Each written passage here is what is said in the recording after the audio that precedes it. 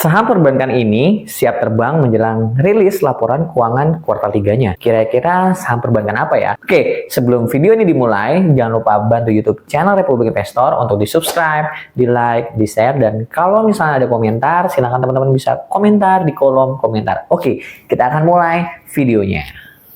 Karena tidak lama lagi, saham-saham perbankan papan atas akan segera merilis laporan keuangan kuartal 3 di tahun 2023. Ada saham perbankan yang memiliki pertumbuhan laba yang paling signifikan nih. Jadi jangan sampai kita salah pilih saham perbankan. Penasaran saham apa? Simak video ini sampai habis ya. Pada kuartal pertama, BBCA berhasil tumbuh 44% dan bertumbuh 34% pada kuartal kedua dari sisi laba bersih. Sehingga dalam satu semester BBCA memperoleh laba per saham atau EPS sebesar 770. Bagaimana potensinya untuk di kuartal ketiga dan sampai akhir tahun 2023? Tim Republik Investor memperkirakan BBCA masih akan bertumbuh dengan EPS sebesar 419 per lembar saham.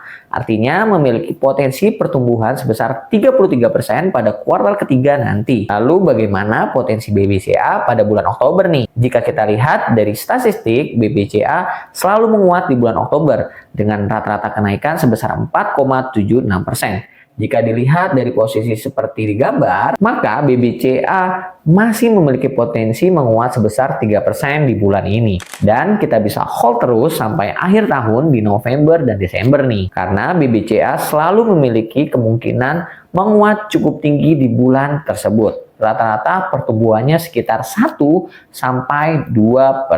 Bank Mandiri. Pada kuartal pertama, Bank Mandiri berhasil tumbuh 26% dan mengalami penurunan 37% pada kuartal kedua dari sisi laba. Sehingga dalam satu semester Bank Mandiri memperoleh laba per saham atau EPS sebesar 1.627. Bagaimana potensinya untuk di kuartal ketiga dan sampai akhir tahun 2023 untuk saham Bank Mandiri? Tim Republik Investor memperkirakan Bank Mandiri masih akan mengalami perlambatan pertumbuhan laba pada kuartal ketiga dengan IPS sebesar 545 per lembar saham. Artinya memiliki potensi penurunan laba sebesar 38% pada kuartal ketiga nanti. Tentu saja ini bertolak belakang dengan performa saham BBCA yang kami proyeksikan mampu bertumbuh sampai 33%. Jika kita perhatikan, Bank Mandiri pada periode Oktober selalu mengalami penguatan, bahkan memiliki rata-rata kenaikan di bulan ini sebesar 9% dari 5 tahun ke belakang. Dan di Oktober tahun ini posisinya masih minus 0,4%. Sehingga kita tinggal melihat nih, jika laporan keuangan Bank Mandiri masih minus di kuartal 3, maka benar di bulan Oktober ini Bank Mandiri masih akan terkoreksi. Namun sebaliknya nih, jika Bank Mandiri mengalami pertumbuhan laba, maka kemungkinan besar targetnya bisa menguat sebesar 9% loh dari harga saat ini. Saham Bank BBNI. BBNI pada kuartal pertama berhasil bertumbuh sebesar 33% dan bertumbuh 16% pada kuartal kedua dari sisi laba bersih. Sehingga dalam satu semester, Bank BNI memperoleh laba per saham atau EPS sebesar 2.235. Bagaimana potensinya untuk di kuartal 3 dan sampai akhir tahun nih untuk saham BBNI? Tim Republik Investor memperkirakan Bank BNI masih akan mengalami perlambatan pertumbuhan laba pada kuartal ketiga dengan EPS sebesar 1.159 per lembar saham. Artinya memiliki potensi pertumbuhan laba sebesar 17% pada kuartal ketiga nanti. Namun perlu dicatat juga ya, EPS di atas perlu kita bagi dua sebagai perhitungan menggambarkan pasca stock splitnya BBNI. Tentu saja ini suatu hal yang bagus untuk BBNI. Apalagi kami menilai BBNI saat ini sudah terlampau tinggi. Kita tahu menjelang stock split kemarin BBNI sudah mencapai level all time high-nya sepanjang masa.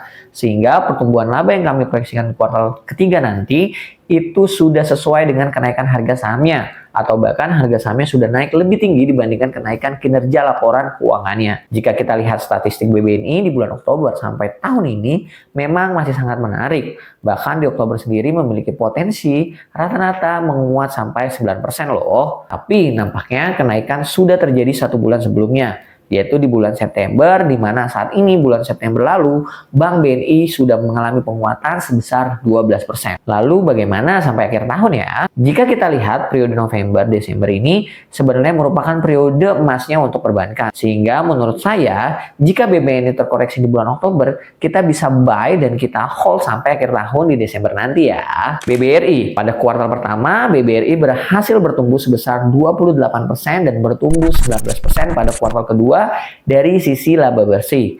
Sehingga dalam satu semester Bank BBRI memperoleh laba per saham atau EPS sebesar 805 per lembar saham. Bagaimana potensinya untuk di kuartal ketiga dan sampai akhir tahun untuk saham BBRI? Tim Republik Investor memperkirakan BBRI masih akan mengalami sedikit pertumbuhan laba pada kuartal ketiga dengan EPS sebesar 415 per lembar saham.